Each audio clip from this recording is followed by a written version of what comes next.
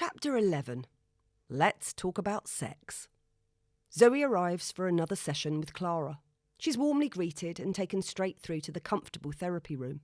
She kicks off her shoes and curls up in the comfortable recliner chair, takes a sip of her filtered water and wraps the big soft blanket around her legs. So, how's your week been, Zoe? Oh, it's been quite interesting. You know, the usual family drama. Oh, tell me more. I had a barbecue on Saturday and worked really hard to get it right, but somehow it still ended up as a bit of a disaster. What happened? I fell asleep in the bath and had to let my sister and Miles in while sopping wet. Mitch ate Miles's T-bone steak. Rick arrived wrecked and ruined the place, and I had to throw him out before my dad and Miles killed him. I really did my best to get it all right. I'd even scrubbed the house till my fingers were raw. Was up at the crack of dawn to get it all ready. But it just seems that whatever I do, it all goes wrong. Something always happens to ruin it. All I wanted was a nice family gathering, a nice day with them. Instead, they all left early, and I ended up finishing off all the Pims and woke up with a raging hangover. Were there any positives? Well, Zoe thinks hard. It was wonderful to see the children. My house was spotless for a while, bar a few dog hairs. And people did compliment my homemade sauce. They said the food was great. I also did have a surprisingly good and honest conversation with my sister for once. Turns out she's going to see a therapist too. Perhaps I'm not the only one screwed up. But then she pauses and shakes her head. Thing is, she said she was just going for a bit of self-improvement and to help her son. What's up with her son? All a bit concerned about him. He has trouble concentrating and the school's been complaining about his behaviour for a while. I think they're thinking of putting him on Ritalin. I see how that could be concerning for everyone. But let's come back to the barbecue, Zoe. Are you telling me that you feel responsible for everything that happened that day? Well, it was at my house. I invited them all. It was up to me to make it a good day. I should have known what would happen if I had them all in the same space together. But actually, I guess there were some good bits. And now you come to mention it, it wasn't all my fault. I can't take the blame for everything that happened. It's just the way my family are. Zoe, Clara says, what is it you believe about your role in the family? I've always been the peacemaker, although it never seems to end up peaceful, to be honest. There's always some sort of argument eventually. So why do you think it's up to you to be the peacemaker? I'm not sure. I just hate conflict and people getting upset. It really upsets me and then I have to do something about it. I've always been the only one who gets on with everyone individually, so they've always turned to me to be the go-between. And now it's just expected of me. I remember when I was little and my parents were fighting. I'd do something to get them to stop, even if it meant getting me into trouble. Why so? Clara asks. I'd rather they shouted at me than at each other. Even if they were united in anger at me, at least they were united. It worked most of the time.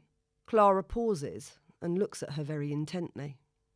What I've noticed, Zoe, is when you're talking about this, you seem to shrink into yourself.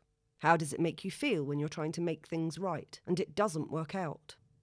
I feel useless, terrible, and I end up going over and over it in my mind, wondering if I could have done or said something different. That sounds exhausting. Ugh, it is. Zoe takes a deep breath and sighs sadly. So I'm curious. When you were growing up and looking after all of them, who was looking after you? Zoe just stares at her. This was something she hadn't thought about before, and it really took her aback. Oh, well, no one, I guess. I didn't need anyone. I was very capable of sorting myself out. I took pride in that, and Mum always used to say that she never worried about me as I was the independent one. She assumed I was okay and didn't need her. And were you okay? I guess I had to be. I didn't have much choice. I mean, it never worried me when I was younger, as I didn't know any different, and I was always so busy trying to sort everyone else out. I was also really busy at school. I was determined to get good grades so I could get a good job and properly look after myself. I didn't want to have to rely on anyone else for anything. Clara nods. Oh, so you were both the caretaker and the rescuer? Yes, I suppose I was. And how has playing those roles impacted on your life? Zoe pauses to think about the question. I never thought about it before.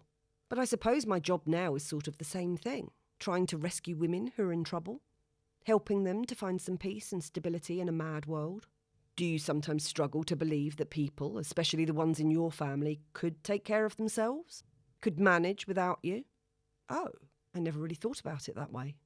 Well, it sounds as though you've managed to take care of yourself okay, so why couldn't others do the same? I don't know, really, Zoe says, shaking her head.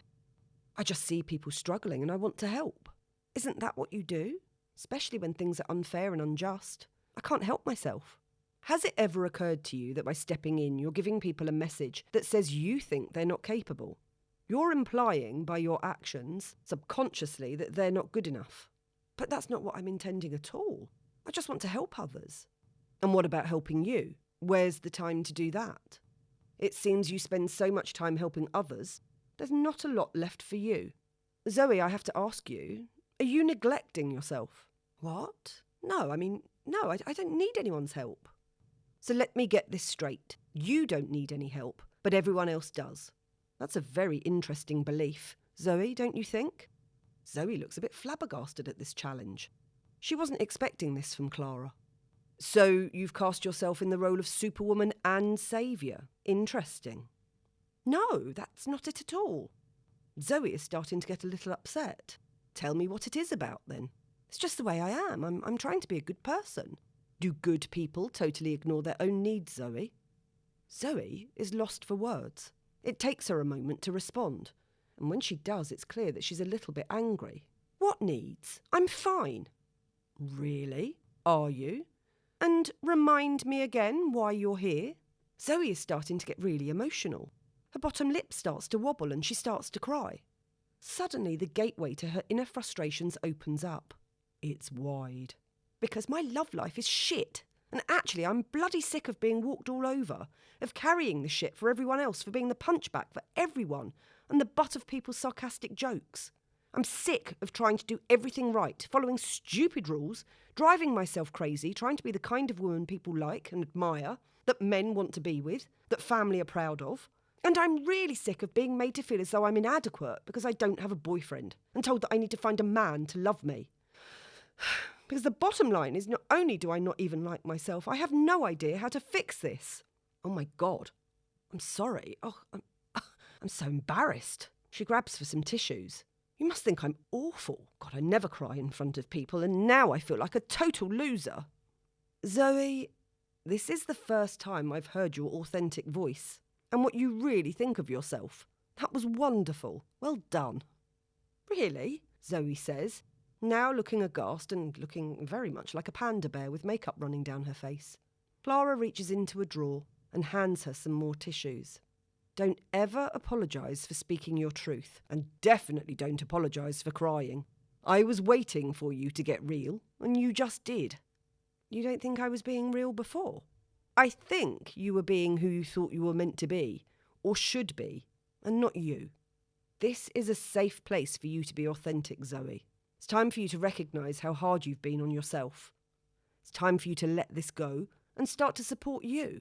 You won't find support in the outside world if it doesn't begin within you. I think it's time for an exercise. Are you up for it? Zoe nods and blows her nose noisily into her tissue. Oh my God, yes. I really need to sort this out. All right, let's do it. Clara smiles. She gets up and moves a full-length mirror on wheels in front of Zoe. She asks her to stand up and really study her reflection. OK, Zoe, I want you to speak openly about exactly what you see and what you think of yourself. I need you to be really honest. Don't hold back. Say it all. I want you to bring to the surface all the things you say to yourself, the things that are usually hidden inside your head. Zoe takes a long time staring into the mirror. It takes a while for her to get over her self-consciousness, but she can feel an irritation building up. It's as if a tidal wave of emotion and shame is rising. When she finally opens her mouth, she finds that she cannot hold herself back. Zoe, you are a fucking idiot, a bloody loser. Look at the state of you. You never get anything right. You can't even do a bloody barbecue. You mess everything up. I'm not surprised that no one wants you. You're ugly, clumsy, untidy, a half-wit. You say the wrong things. You drink too much. You're always getting wasted. You wake up with hangovers all the time. You're not funny. You're pretty pathetic. You tell lies. You're always people-pleasing and saying things you don't mean. I'm surprised you have any friends at all. The ones you do have probably feel sorry for you. You're just so boring, you even bore yourself. Emma is probably right. I'm a car crash. Total car crash. Couldn't even organise a piss-up in a brewery. Couldn't even make the meal with that stupid Robert without getting pissed. No wonder he hasn't called. Doesn't want to see me again. Zoe, I really hate you right now. OK, says Clara. Anything else? I think there's more. Don't stop now. Keep going. Say it all.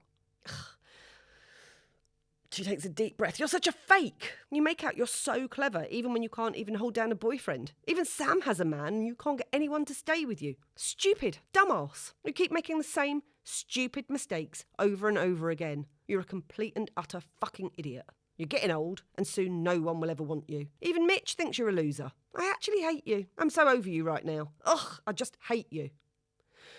She turns to Clara and sighs deeply. I think that's everything.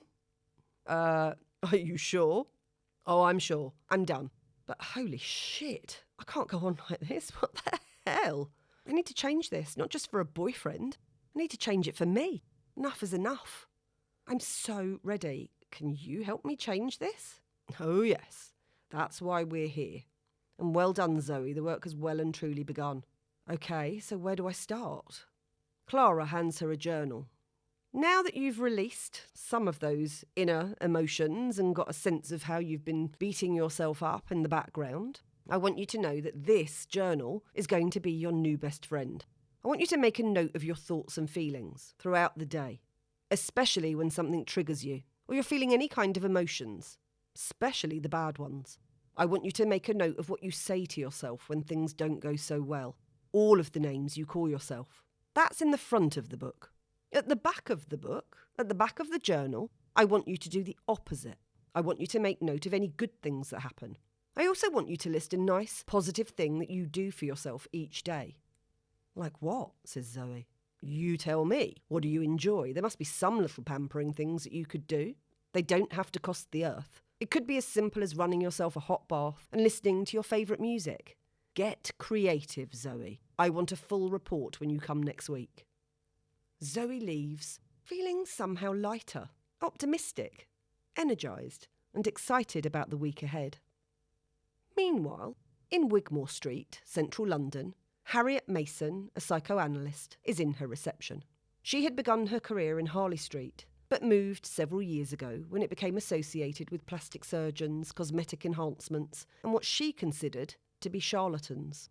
She shares the building with other psychiatrists and medical professionals who recognise the need for understated, yet suitably impressive surroundings. She's admonishing her personal assistant Rebecca and her cleaner Razia, who doesn't speak much English. Harriet is tall, slender, in her mid-50s, with an austere countenance. Her hair is scraped back tightly in a very neat bun. She's wearing a tweed skirt suit and no accessories other than a watch and a pair of round, gold-framed glasses, which she's worn since the mid-80s. Her look is unchanged. It was cemented when she graduated, and she has seen no reason to change it. She's been trained to give nothing away about herself, which is in keeping with who she is anyway. She comes from a long line of doctors and decided to specialise in psychoanalysis rather than psychiatry, as she was a huge admirer of Sigmund Freud and his work. She's read his entire works and is decidedly anti-Jung, thinking him far too esoteric, and was a traitor to the psychoanalytical tradition. She thinks Joseph Campbell is way off the mark too. She prefers Schopenhauer and Nietzsche, who both stress self-reliance and not being a slave to desires. She's a purist by nature, mildly OCD, something she's explored in therapy and is still working on, but is devoted to her craft. She lives alone with her Burmese cat, has few friends, all of them psychoanalysts, and has brief strategic meetings with her family when she must. She decided long ago that she was asexual, interested in neither men nor women, finding relationships and sex messy, chaotic, distracting and problematic. She much prefers to be an observer of human nature and to be of assistance to damaged and defective souls who need her. She thinks everyone would benefit from her skills. Unfortunately, not everyone has the intellectual capacity to meet the rigours of the psychoanalytical process, though. Her office is equally as austere. The walls are white, the curtains beige, usually drawn, and one abstract picture of a square in beige and white adorns the wall. She has a floor-to-ceiling bookshelf full of psychoanalytical texts, including the entire works of Freud and several books of her own. A solitary green plant is the only other decoration. She has a large oak-polished desk with nothing on it but a large notepad and a telephone. She has a large, dark brown wing-back chair for herself and a long, dark brown leather couch for her patients. She's completely dedicated, and when not doing psychoanalysis, is reading about it. She has written and published many papers in peer-reviewed journals and is considered to be an eminent practitioner in her field. This is one of the reasons for Emma choosing her. Her fees are very high to dissuade the dabblers, and she insists on setting out at least a 2-year plan with people and often sees them more than once a week. She arrives at her office every morning at 7 a.m, and this morning is no different. Her cleaner is scheduled to arrive at 6:15 a.m. to ensure the place is spotless and that everything, including the clock on the wall, is exactly where it's meant to be. She doesn't believe in small talk or chit-chat, preferring to get straight to the point and straight to work. She's not happy when she enters the room because her plant has been moved and is not in its correct place. She proceeds to explain to Rebecca the importance of consistency and precision, so she's under no doubt of what is expected from her and the rest of the staff. I have invested a small fortune and years of my life to clinical training. My patients are entirely reliant on me. They are sometimes hanging on by a thread to life, and I deal with fractured psyches, wounded people and extreme fragility. I become the thread that keeps them connected to life itself. I simply can't have anything not in the right place. It provides safety for them. Do you understand? Sometimes I'm their only connection to the world, and I have to be mother and father to them.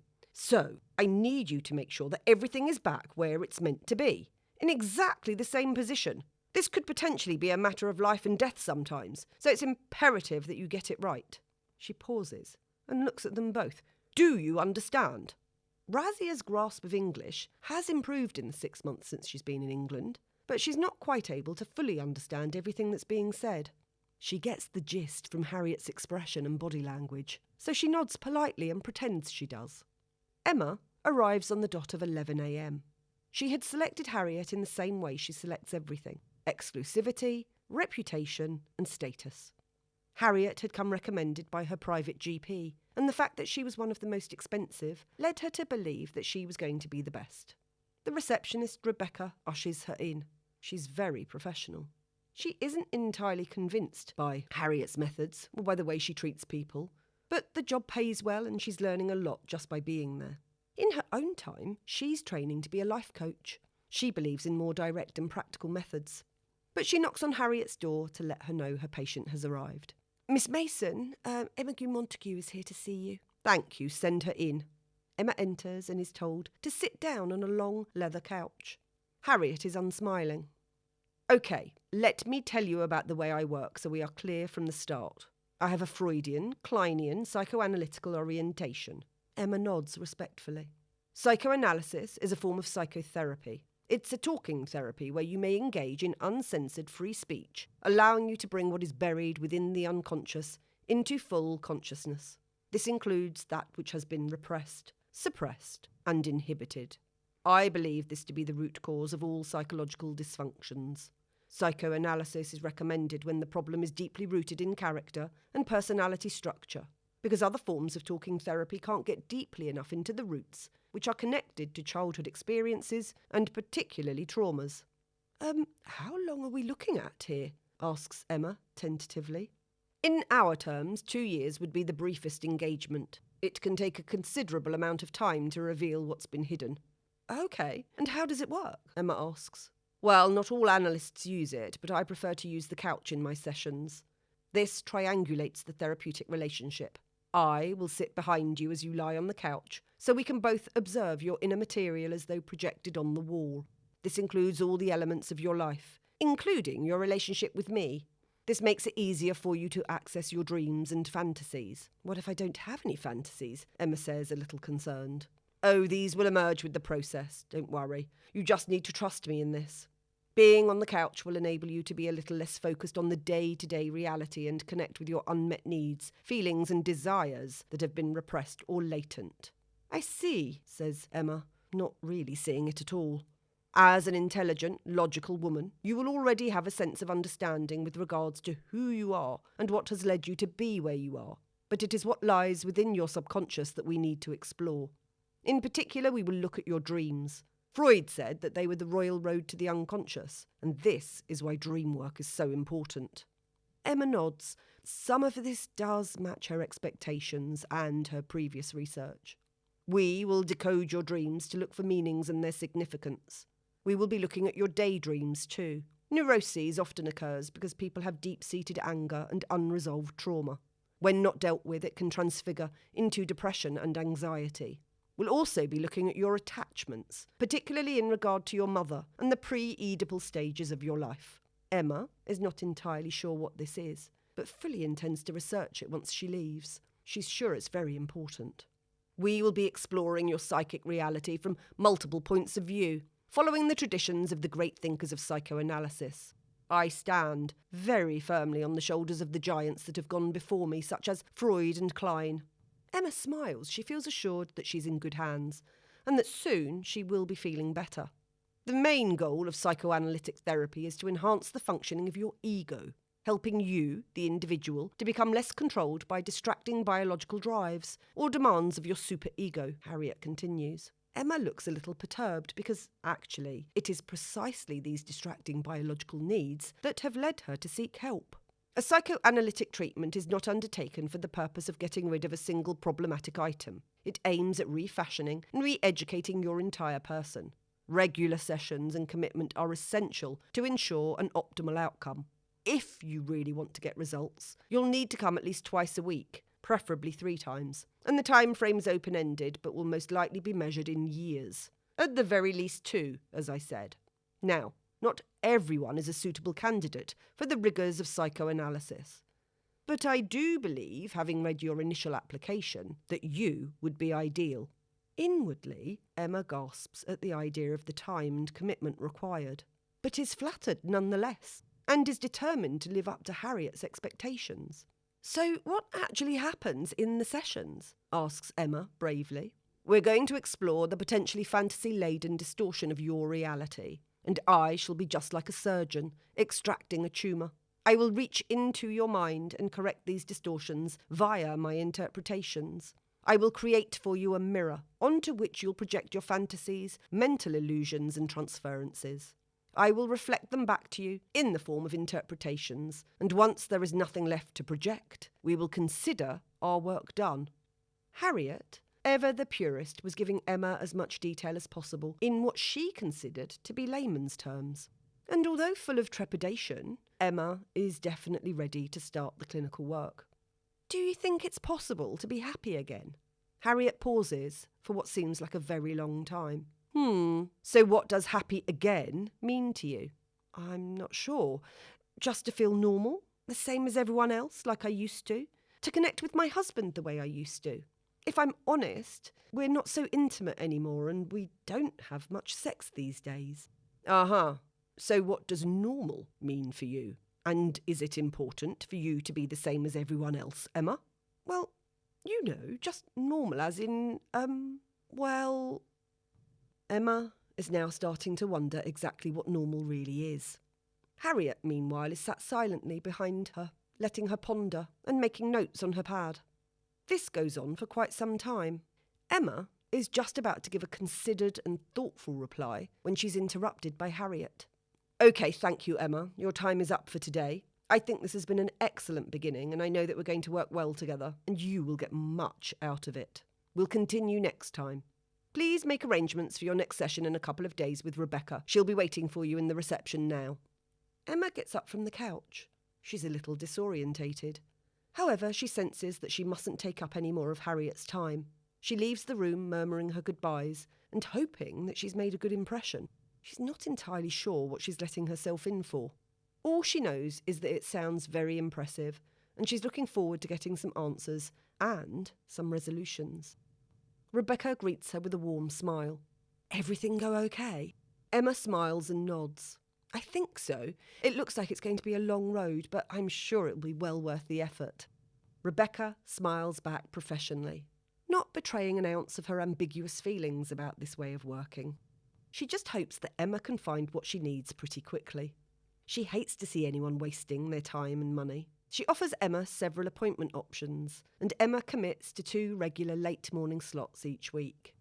Emma leaves feeling a little mind-boggled, but somewhat relieved at having survived her first session. She feels a little down and isn't entirely sure why. The traffic is terrible, and she's too impatient to sit in it, so she decides to take the tube rather than her customary taxi. On her way, she passes one of her favourite high-end boutiques. She decides to go in and have a browse, insisting that it's just to cheer herself up. She ends up spending a small fortune on a new designer Italian handmade handbag and matching shoes. She leaves feeling much better.